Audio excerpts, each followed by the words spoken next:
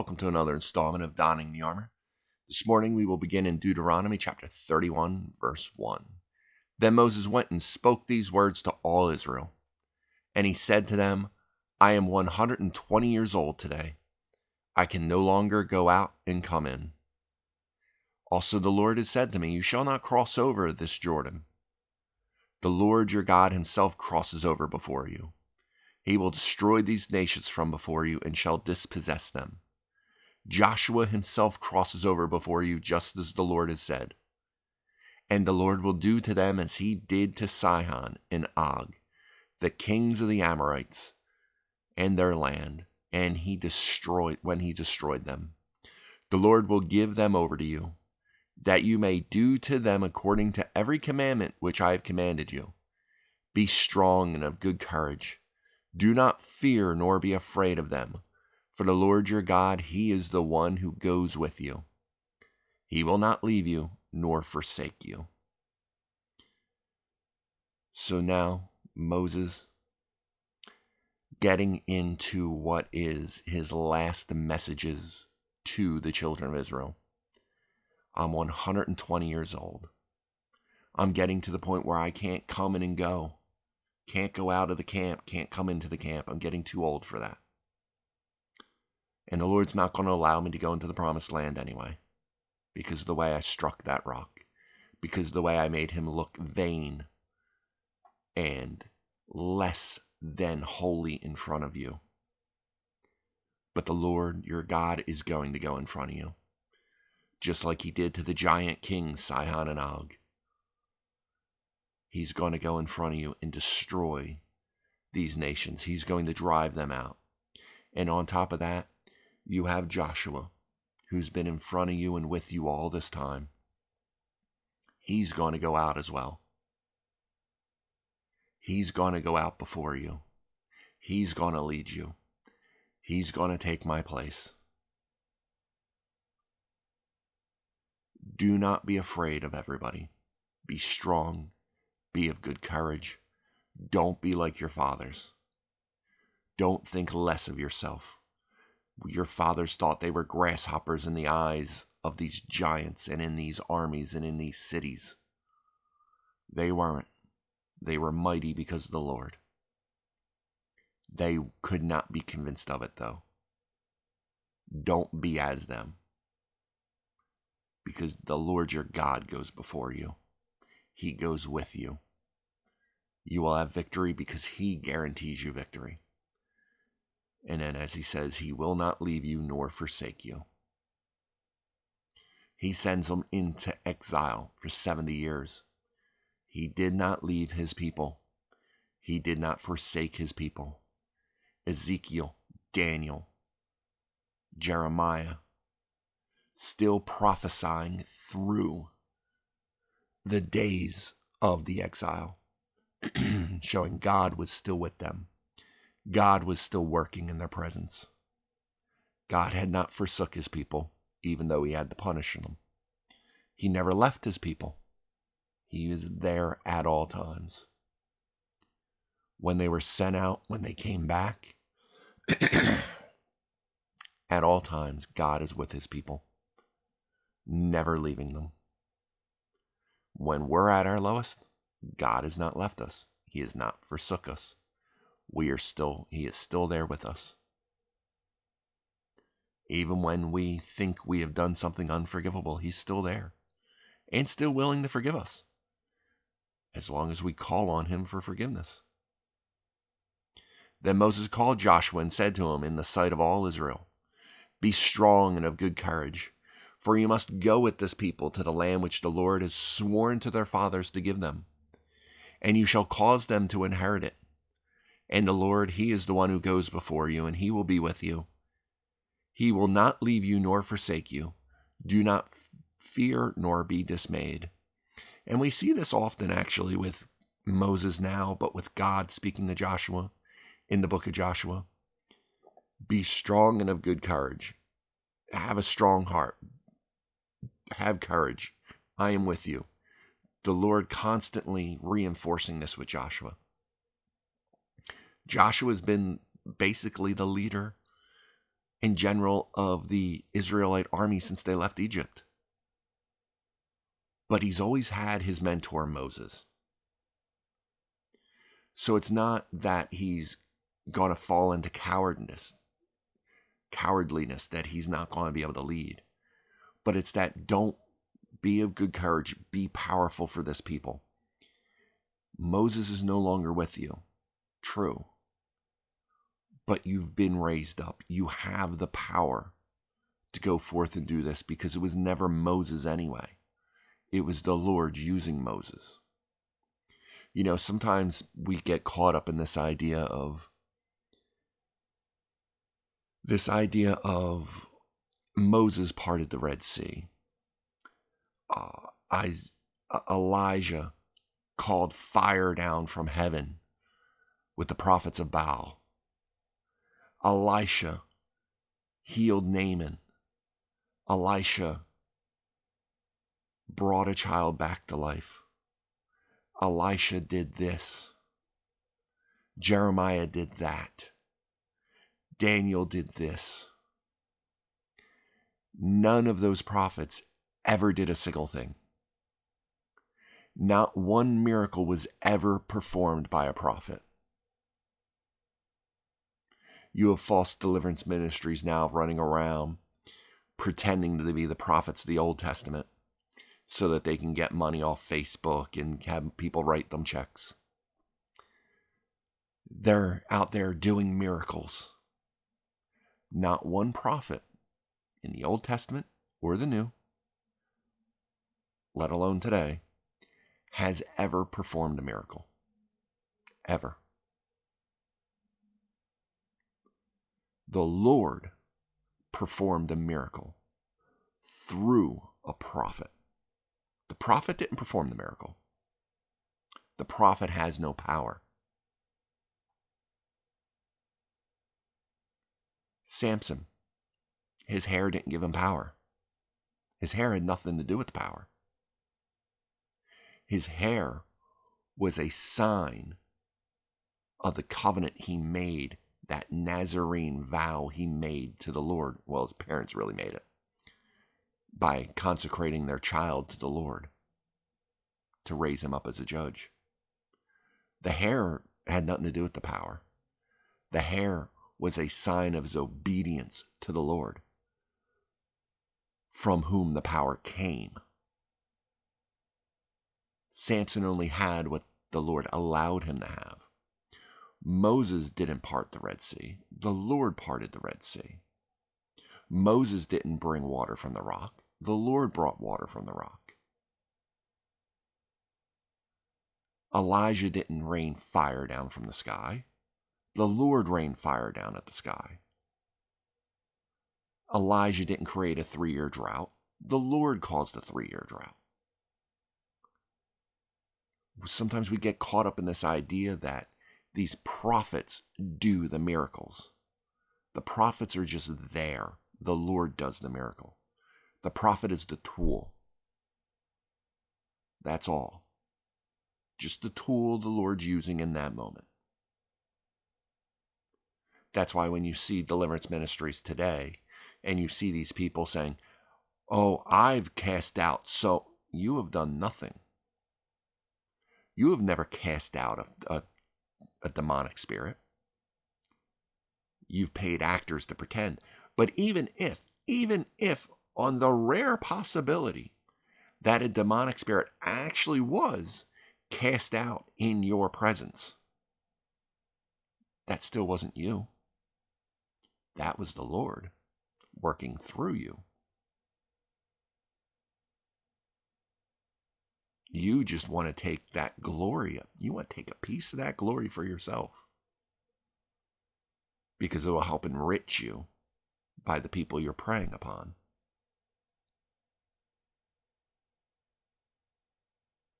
No prophet ever did a miracle. They're just tools. And that's really what we should be and what we should seek to be. Tools for the Lord.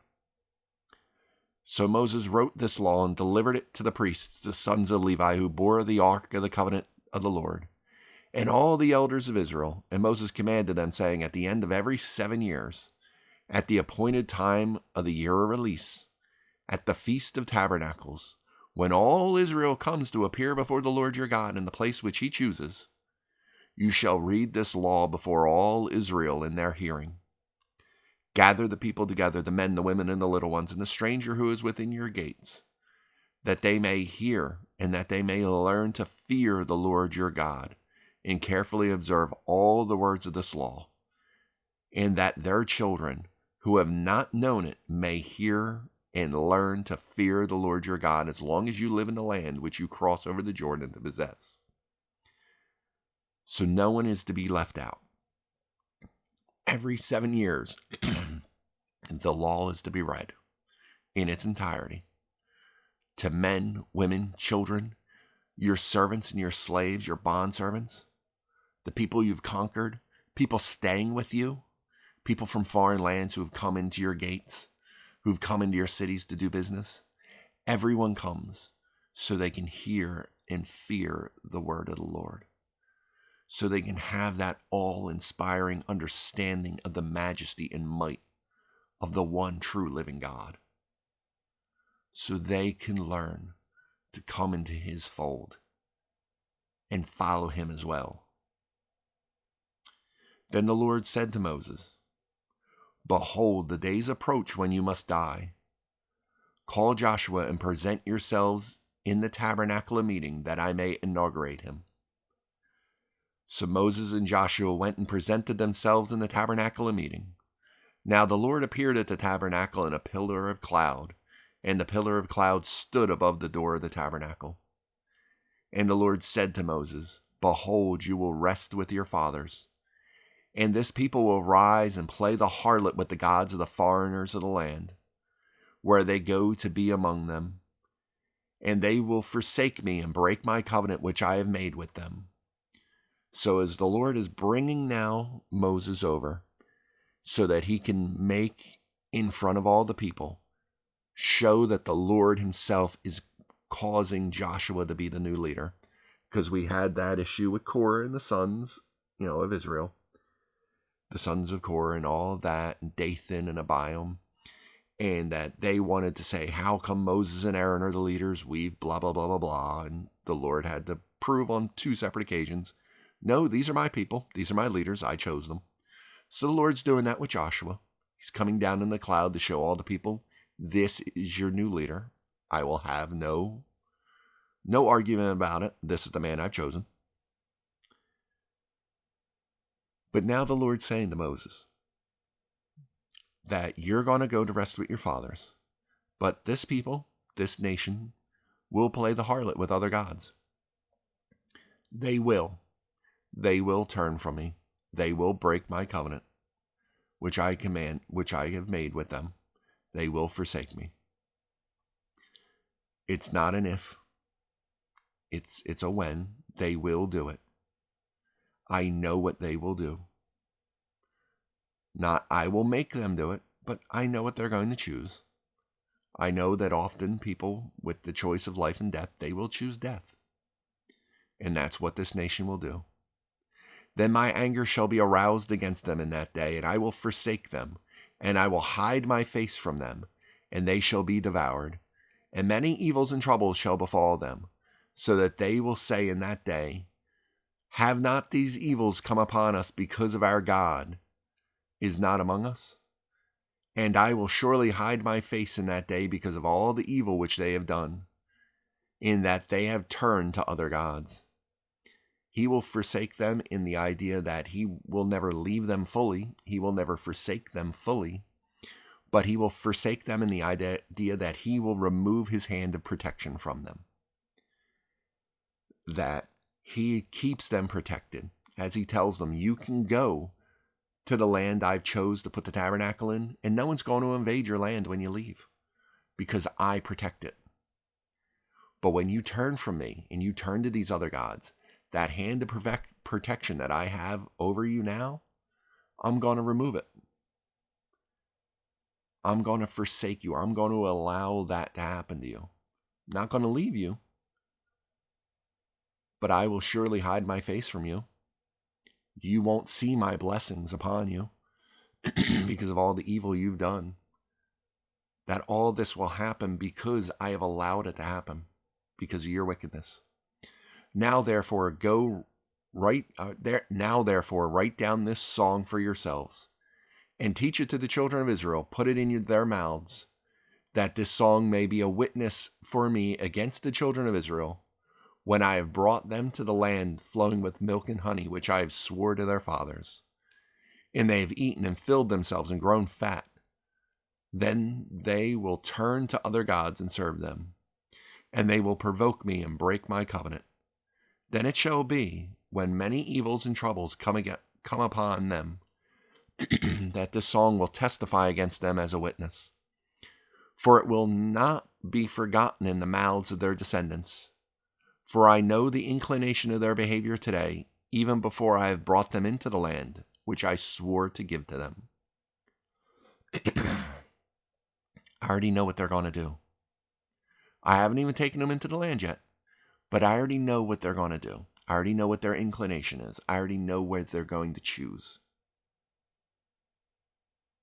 It's not going to stop me from bringing them into the land. It's not going to stop me from choosing this people. But I do know what their choice is going to be. I do know what their behavior is going to bring. And they're going to turn against me. But write down this song. Let them learn this song so that they know it, so that they will sing it, so that it will be a remembrance and will be an understanding when the time comes. Therefore Moses wrote this song the same day and taught it to the children of Israel. Then he inaugurated Joshua the son of Nun and said, Be strong and of good courage, for you shall bring the children of Israel into the land which I swore to them, and I will be with you. So it was, when Moses had completed writing the words of this law in a book, when they were finished, that Moses commanded the Levites who bore the ark of the covenant of the Lord, saying, Take this book of the law and put it beside the ark of the covenant of the Lord your God, that it may be a witness against you. For I know your rebellion and your stiff neck. So take this book of the law and let it be a witness against you, not for you, not be a comforter to you, so that it will be a witness against you, that when you rebel, when you turn away from God, you have this book of the law to show that you knew what the law was. It was taught to you. You were under a direct command to teach it to your children. You had a duty to teach it to your children, and you didn't. And in all these things, this book will bear witness against you for how you turned away from God. Because when you tried to claim ignorance, when you tried to claim that you didn't know better, this book will speak against you in that. If today, while I am yet alive with you, you have been rebellious against the Lord, then how much after my death? Gather to me all the elders of your tribes and all your officers, that I may speak these words in their hearings and call heaven and earth to witness against them. For I know that after my death you will become utterly corrupt and turn aside from the way which I have commanded you. And evil will befall you in the latter days, because you will do evil in the sight of the Lord, to provoke him to anger through the work of your hands. Then Moses spoke in the hearing of all the assembly of Israel the words of this song until they were ended. So Moses telling them, this book of the law will be a testimony against you. It will be a witness against you. Because as he says, if you'll do wickedness right in front of me, then what's to stop you when I'm gone? If while I'm standing next to you, you're willing to do something, what more are you willing to do when I'm gone? When I'm not next to you? How much more wickedness are you willing to do when my back is turned? So now we get to the Song of Moses, that the Lord had him write this song, and now he's going to speak it and sing it in front of all the assembly of Israel, so that they understand what is coming, so they understand where they've come from, so that they have this in their hearts, knowing what they should do and what the Lord their God should be to them. So, chapter 32. Give ear, O heavens, and I will speak, and hear, O earth, the words of my mouth. Let my teaching drop as the rain, my speech distill as the dew, as the raindrops on the tender herb, and as showers on the grass. For I proclaim the name of the Lord, ascribe greatness to our God. He is the rock. His work is perfect, for his ways are just, a God of truth and without injustice. Righteous and upright is he. The Lord is the rock of all, what everything is firmly built upon. Perfection, justice, truth, righteousness, all things that exist only in and through him, not through us, only through him. They have corrupted themselves. They are not his children because of their blemish, a perverse and crooked generation. Do you thus deal with the Lord, O foolish and unwise people? Is he not your Father who brought you? Has he not made you and established you? He bought you, this Father who bought you with the blood of the Egyptians. Through a covenant, has he not created you? Has he not established you? Has he not made you this nation? But this is the way you're going to deal with the Lord? Perversely and crookedly, corrupted, in a way not coming forth in all that is holy, not separating yourselves from the way of the world, but instead being solely in this way, corrupted by the peoples around you. Remember the days of old, consider the years of many generations. Ask your father and he will show you, your elders and they will tell you, when the Most High divided their inheritance to the nations. When he separated the sons of Adam, he set the boundaries of people according to the number of the children of Israel. For the Lord's portion is his people.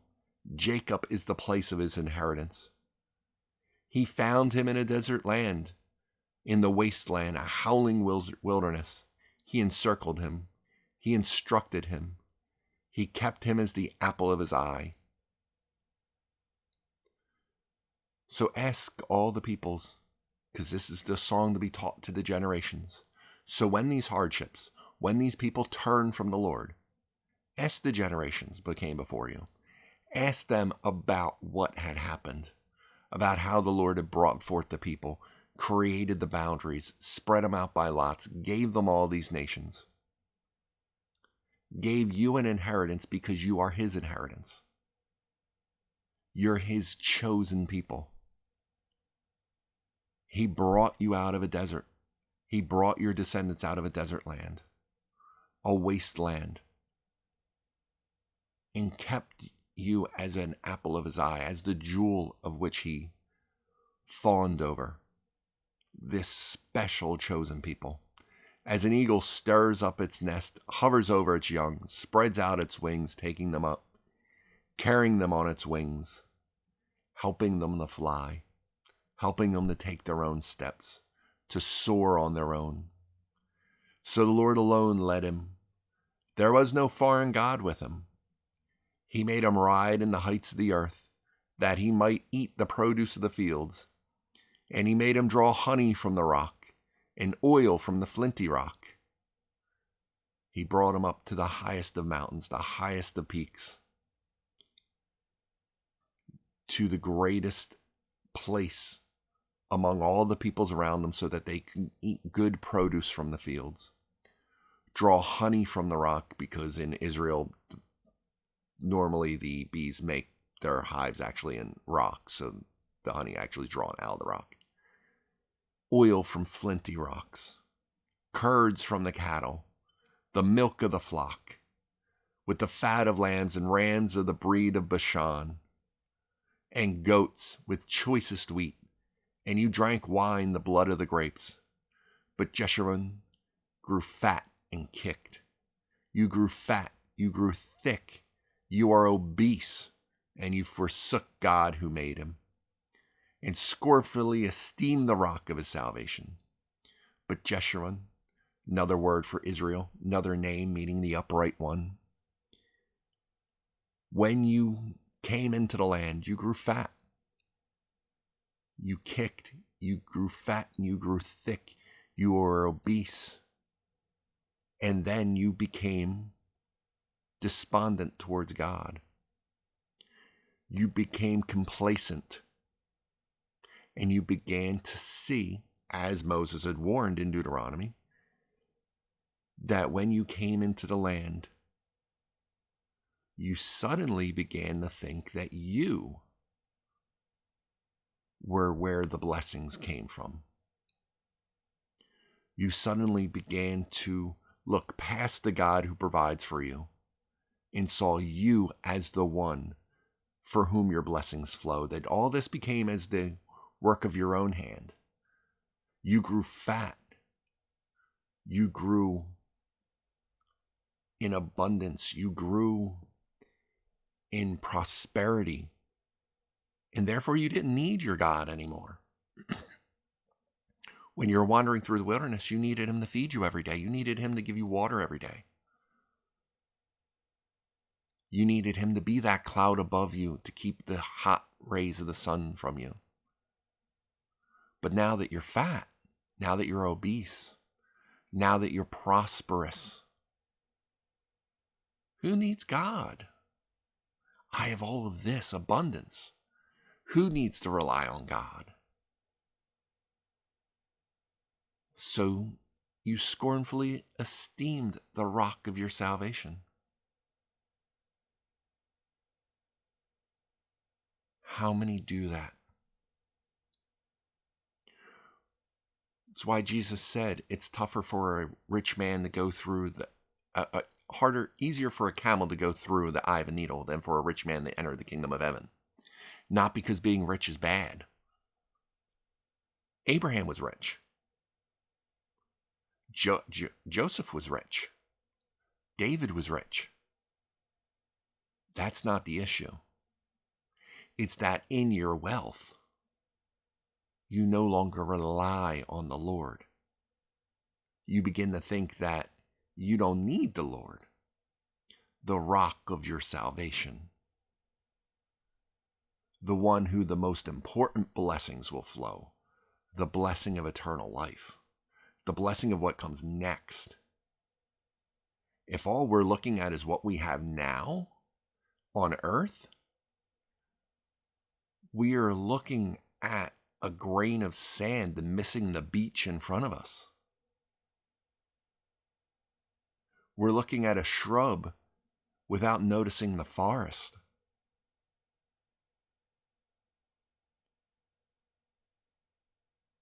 Israel will grow complacent and turn away from the one who truly brought them all of this blessing. They provoked him to jealousy with foreign gods. With abominations, they provoked him to anger. They sacrificed to demons, not God, to gods they did not know, new gods, new arrivals that your fathers did not fear. They sacrificed to demons. People like to use the fact that the word Elohim is technically a plural word. Now, Christians understand that as being the Trinity. But also Elohim would be God, not gods, as in the way we say sheep instead of sheeps. But they sacrificed the demons. All the false deities throughout the old world, the Baals, the Molochs, the Zeuses, the Apollos, the Marses, the Ares. They were demons. Any blessings that people did get from these false deities, if they got any at all, were brought forth by the enemy. How come the Egyptian magicians were able to turn their staffs into snakes? Either God did it, to allow Aaron's staff to eat the other snakes, or they were relying on the power that God allowed demons to have, so he could show that he was even mightier. Now, people point out that what is demons here in this translation in a Hebrew kind of means wild goats. So you sacrifice to wild goats. What do you think that would mean, though? What is a wild goat?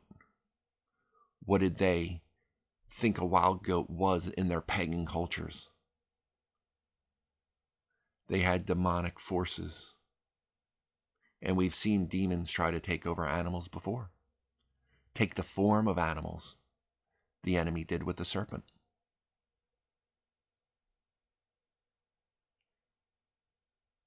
If it's not of God, it is not for us. And his children turn from him to worship to these false deities, to these demons. But even if it's simply wild goats, and you want to take that to not have any other spiritual thing, and some pagan culture was worshiping goats for whatever reason, and they wanted to worship goats too, then you'd also be worshiping the creation instead of the creator. So whatever way you want to look at it, you've taken an idolatrous turn away from the creator who loves you and has created you.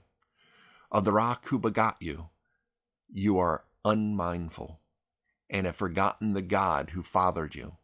And when the Lord saw it, he spurned them because of the provocation of his sons and his daughters. And he said, I will hide my face from them. I will see what their end will be. For they are a perverse generation, children in whom is no faith. They have provoked me to jealousy by what is not God.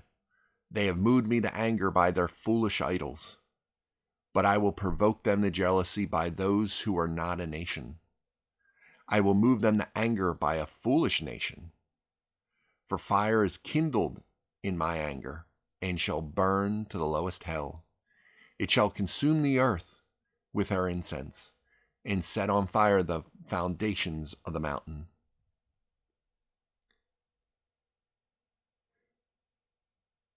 I will heap disasters on them. I will spend my arrows on them. They shall be wasted with hunger, devoured by pestilence and bitter destruction. I will also send against them the teeth of beasts, with the poison of the serpents of the dust. The sword shall destroy outside, but there shall be terror within. For the young man and virgin, the nursing child, with the man of gray hairs.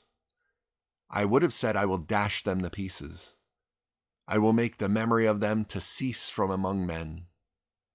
Had I not feared the wrath of the enemy, lest their adversaries should misunderstand, lest they should say, our hand is high, and it is not the Lord who has done this. So he's saying, I will destroy, I will bring in adversaries, I will crush my own people for their wickedness. But I will not completely destroy them, because I don't want their adversaries to misunderstand and think that they did it instead of me. I will not have my name be made in vain and sullied. For they are a nation void of counsel, nor is there any understanding in them. Oh, that they were wise, that they understood this, that they would consider this latter well. How could one chase 1,000 and two put 10,000 to flight, unless their rock has sold them, and the Lord had surrendered them? So remember the promises that thousands and hundreds would chase before 10, that they would have great victories in every battle. But how could the curse come upon them unless the rock of their salvation, the Lord, had given over and turned them away from their enemies, turned away so that their enemies can come in and sweep through them? For the rock is not like our rock, even our enemies themselves being judges. For their vine is of the vine of Sodom and of the fields of Gomorrah. Their grapes are the grapes of gall. Their clusters are bitter. Their wine is poison of serpents and the cruel venom of cobras. Is it not laid up in store with me, sealed up among my treasures? Vengeance is mine, and recompense. Their foot shall slip in due time. For the day of their calamity is at hand, and the things to come hasten upon them. The Lord will judge his people and will have compassion on his servants. When he sees their power is gone, and there is no one remaining, bond or free, he will say, where are their gods, the rock in which they sought refuge, who ate the fat of their sacrifices and drank the wine of their drink offering? Let them rise and help you and be your refuge. Now see that I, even I, am he, and there is no God besides me. I kill and make alive. I wound and I heal. Nor is there any other who can deliver from my hand. So until the nation of Israel is completely destroyed among where it is, scattered among the peoples, until they have seen that there is nothing any of these false gods can do for them, the Lord will remove his hand. And when they see that no, it is solely the Lord, that only the living God that they once worshipped, he is the one that kills. His is the one, it is his will to make decide who lives and dies, who is healed and who is wounded. That there's no deliverance from his hand, and except through his hand. That it is he is the great I am. That none of the other gods exist in any measure and can do nothing for them. For I will raise my hand to heaven and say, as I live forever, if I whet my glittering sword and my hand takes hold on judgment, I will render vengeance to my enemies and repay those who hate me. I will make my arrows drunk with blood, and my sword will devour flesh with the blood of the slain and the captives. From the heads of the leaders of the enemies, rejoice, O Gentiles, with his people, for he will avenge the blood of his servants and render vengeance on his adversaries. He will provide atonement for his land and his people. So all of this speaking of the times to come for the nation of Israel, for his chosen people.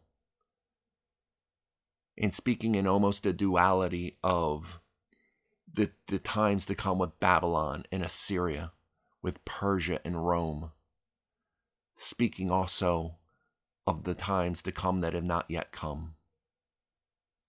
To provoke his chosen people to jealousy through a nation of people that is not a nation.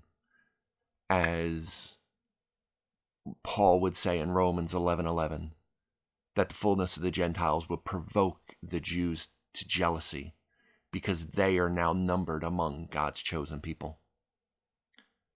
That his land and his people would be brought forth in atonement, that he would provide atonement for them through the blood of Jesus Christ, that no one would stand against his people at the end of days.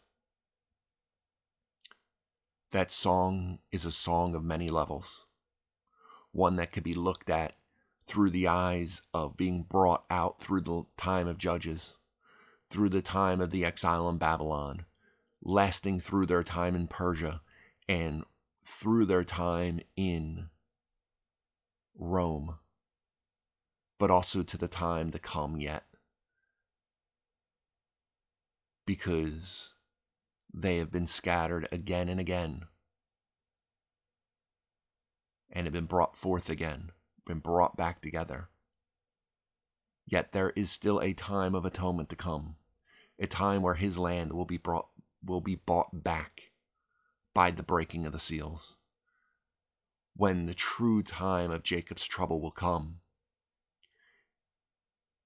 and the tribulation poured out upon this earth, and his people will truly be brought back in a state of being at one with him, in the new Jerusalem, in the new heaven and the new earth.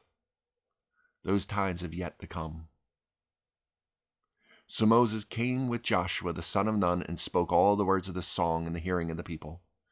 Moses finished speaking all these words to all Israel, and he said to them, "Set your hearts on all the words which I testify among you today, which you shall command your children to be careful to observe all the words of this law. For it is not futile thing for you. It is not a futile thing for you, because it is your life. And by this word you shall prolong your days in the land which you cross over the Jordan to possess. Set all these things before you. Set this word of the law. Set the words of this song to know that times of trouble will come.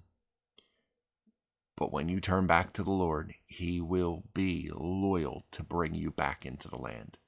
He will be loyal to bring you back and continue on in the covenant promises He made to you." Then the Lord spoke to Moses that very same day, saying, Go up this mountain of the Abiram, Mount Nebo, which is in the land of Moab, across from Jericho. View the land of Canaan, which I give to the children of Israel as a possession, and die on the mountain which you ascend, and be gathered to your people, just as Aaron your brother died on Mount Hor, and was gathered to his people in Abraham's bosom in Sheol. Because you have trespassed against me among the children of Israel, at the waters of Meribah Kadesh, in the wilderness of Zin, because you did not hallow me in the midst of the children of Israel. Yet you shall see the land before you, though you shall not go there, into the land which I am giving the children of Israel. So the Lord, with this one final blessing for His servant, allows him to go up on the mountain and see the land spread out before him on this high mountain across from the Jordan, before the Jordan River, across from Jericho.